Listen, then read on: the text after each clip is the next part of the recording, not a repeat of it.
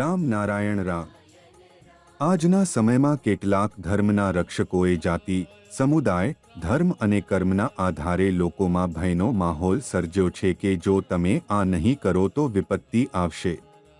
આ ભયના પડછાયા હેઠળ આજે આખી દુનિયા જીવવા માટે મજબૂર થઈ ગઈ છે, કારણ કે લોકોના મનમાં આ ધારણા ઘસી ગઈ છે કે જો અમે મંદિરમાં જઈને આ કાર્યો નહીં કરીએ તો અમારું કંઈક ખરાબ થશે। આ પ્રકારની માન્યતાઓ અમુક લોકોના કારણે સમાજમાં વ્યાપી ગઈ છે। હવે સમય આવી ગયો છે કે લોકોને સત્યનો સામનો કરાવવો જોઈએ। સૌથી મોટું સત્ય એ છે કે આજે આપણું જે કંઈ છે અથવા જે કંઈ પણ છે તે બધું આકાશ અને પ્રકૃતિની ભેટ છે। તેથી માનવ દ્વારા રચાયેલ બાબતોથી ડરવાની જરૂર નથી। જરૂર છે તો માત્ર આત્મમંથન કરવાની, અંતરાત્માની સાંભળવાની અને પોતાના વિવેકનો માન રાખવાની। માણસનો વ્યવહાર એક મોટી વસ્તુ છે। વ્યવહાર તમને એકબીજાના મિત્ર અથવા શત્રુ બનાવે છે। વ્યવહાર જ ભેદભાવ અને વિભાજન સર્જે છે। આપણે આકાશ અને પ્રકૃતિમાંથી શીખવાની જરૂર છે। સૂર્ય કદી પણ કહેતો નથી કે હું મારું પ્રકાશ આ જાતિને આપીશ કે આ ધર્મના લોકોને નહીં આપું।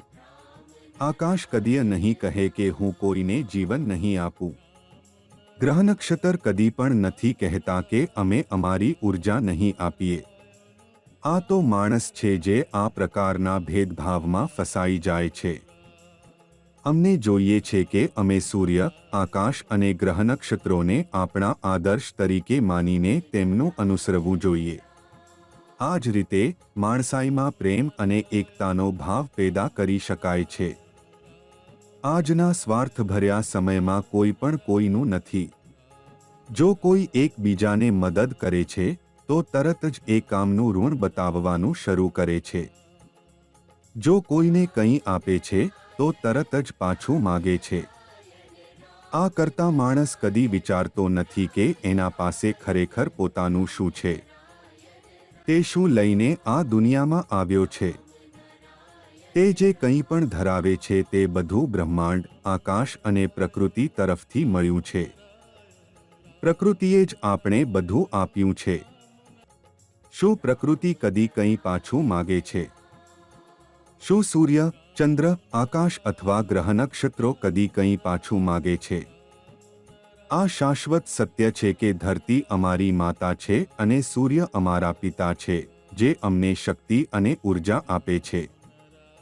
આજના સમયે લોકો આગળ નીકળવા માટે તલાશમાં છે। દરેક માણસ પોતાનો સ્વાર્થ જોઈને બીજા લોકોને પાછળ છોડી દેવા માગે છે। કોઈ વિચારતું નથી કે દેશ કેવી રીતે વિકાસ કરશે। દરેક વ્યક્તિમાં વિવેક અને ચેતના છે। જો આપણે આપણા અંતરાત્માની સાંભળીએ તો આપણે સાચી જ્ઞાન પ્રાપ્તિ થશે। જ્યારે જ્ઞાન મળે ત્યારે સફળતાનો માર્ગ પ્રગટ થઈ શકે છે। આ માર્ગ પર ચાલીને આપણે બધું પ્રાપ્ત કરી શકીએ છીએ। તુલસીદાસજીએ પણ એક વાર કહ્યું હતું કે કલિયુગમાં રામ નામનો આધાર છે। તમારા બધા દુઃખ અને મુશ્કેલીઓ રામના નામથી દૂર થઈ જશે। રામ નારાયણ રામમાં છે શક્તિ અને શાંતિ। આ મંત્ર તમારું જીવન બદલી નાખશે, તમને સત્ય સાથે જોડશે અને શક્તિથી ભરશે।